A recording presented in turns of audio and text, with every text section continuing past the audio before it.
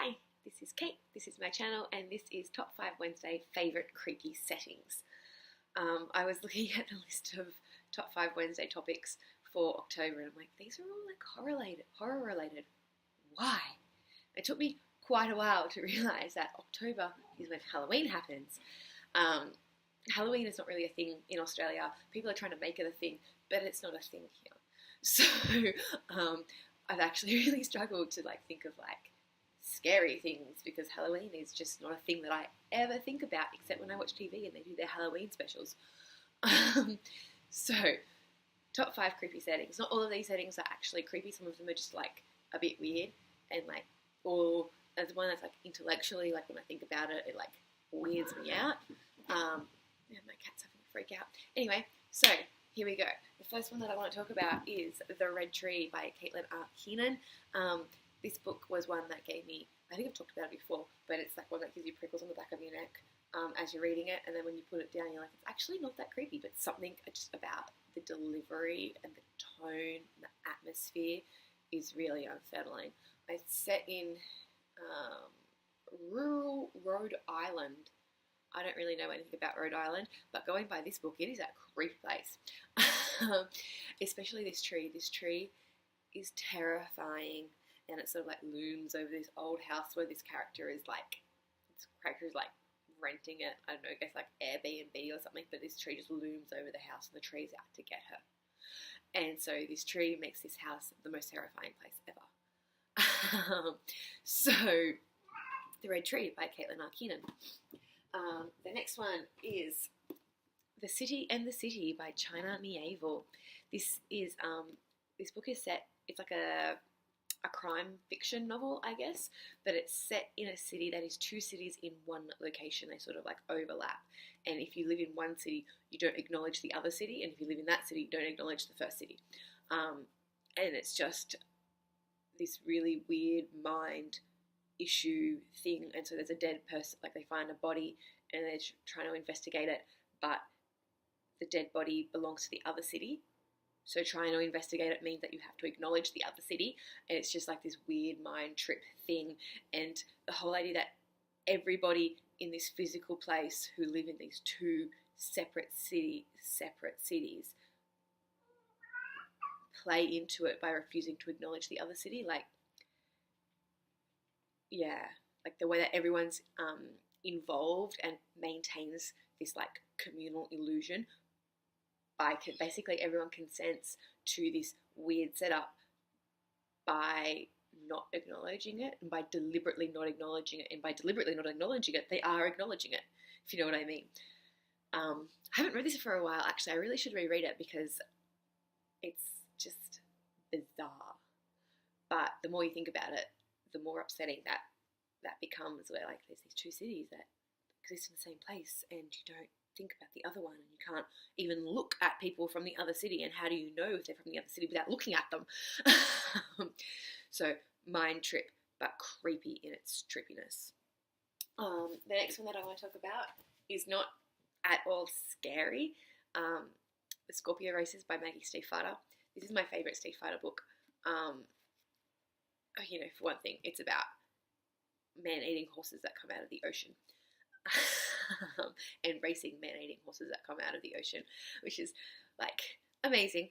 But the thing I think most about this book is its tone and its atmosphere, and it's set on this island that's all misty and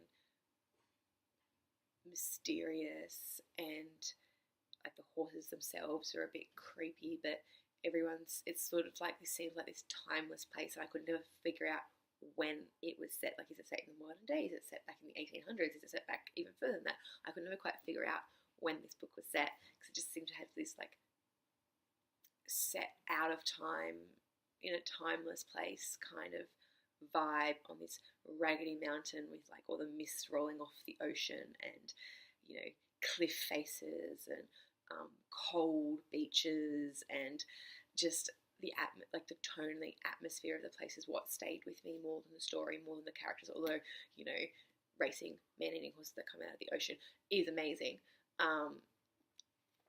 It's the atmosphere and the tone of it that's really stuck with me. That's The Scorpio Races by Maggie Stiefvater.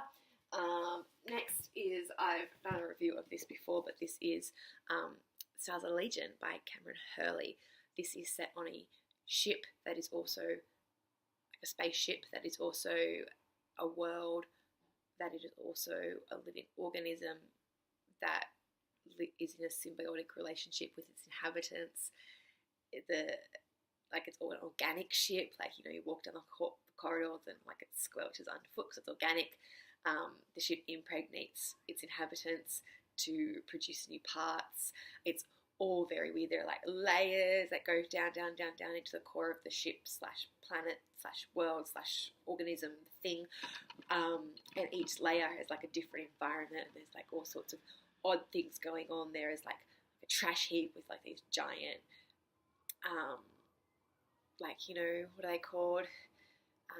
Like the Japanese monsters, kaiju, kuchi, something like that. Like those kinds of monsters come out of it, and then there's like ones with like crystalline forests, and there's all sorts of odd environments. But the whole thing is just weird. And what is going on? Creepy because it's alive. Next, and the fifth book that I'm going to be talking about is a graphic novel called The Wake, by Snyder and Sean Murphy.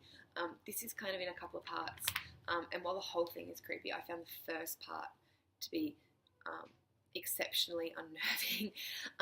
This is kind of about, I guess, it starts off like in the present day, and there's like a deep sea mission, and they find something deep down, and there are like these fish mermaid people that are trying to eat everybody, and then it jumps forward, and like they've taken over the world, and like it's a post-apocalyptic setting, but like under the water, where all the monsters come out from the deep and like attack. But so it's weird and it's creepy. But the first part I found really creepy because it was like the mystery of, oh my god, what is this? And it's like the first contact with these monsters and the first realization that things are going to change. And I find the deep ocean utterly fascinating and utterly terrifying. Like, in general, it terrifies me. So the fact that I read this, I consider myself quite brave. So yeah, just all these scenes of, you know, submarines and deep ocean diving and like the environment of the deep ocean just scared the life out of me, especially when the monsters start coming up and killing everybody. So these are my top 5 Wednesday favourite creepy settings. I sort of realised that there's like a bit of a colour theme happening as well, which is kind of cool. So let me know what you've picked. Thanks. Bye.